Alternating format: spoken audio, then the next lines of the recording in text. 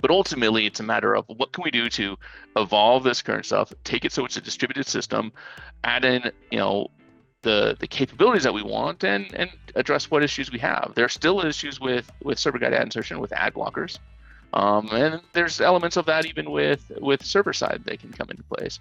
But ultimately, we see it as a good route for the future, but it's still early, and we're still working on standards and adoption and technology that goes around with it. Part of this too is you look at the evolution of streaming from Flash RTMP to HTTP based formats. And it kind of follows the model, right? Client side worked best with Flash because you didn't really have any other option, right? There was no ability to do any sort of stitching on the server with Flash other than really getting down and manipulating the video very low level. Once you got into these chunked formats, well, now you had a playlist you could deal with, and you could modify that, and you could do some things with markers and tagging. And it feels to me like it was a little bit of SGI driving the formats to move to things like alternative MPDs and interstitials. So there's kind of this happy marriage at the both time. It's like, hey, we should have the ability to have alternate playlists in HLS or Dash.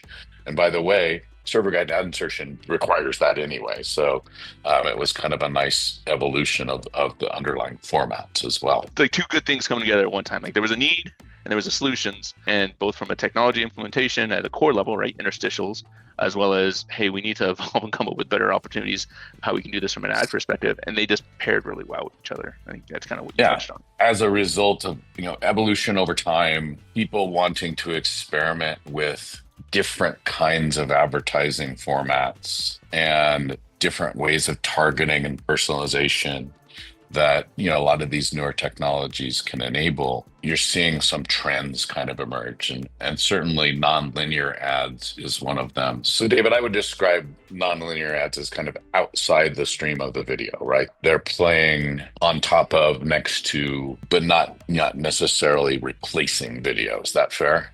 Yeah, and I think this is a term that's being used a lot, but some people don't like it. There's other terms like concurrent ad experiences, right? Which can be, okay, that's maybe a little bit more descriptive.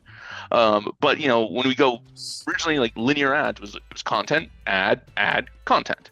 And that's all you saw, right? And you could have maybe companion ads and other stuff if it was a web app or other areas of the screen and so forth. But that was the gist. So now nonlinear or concurrent ads, or hey, anyone out there has a better name that we can rally behind, that's great. That's the ultimate goal, is right.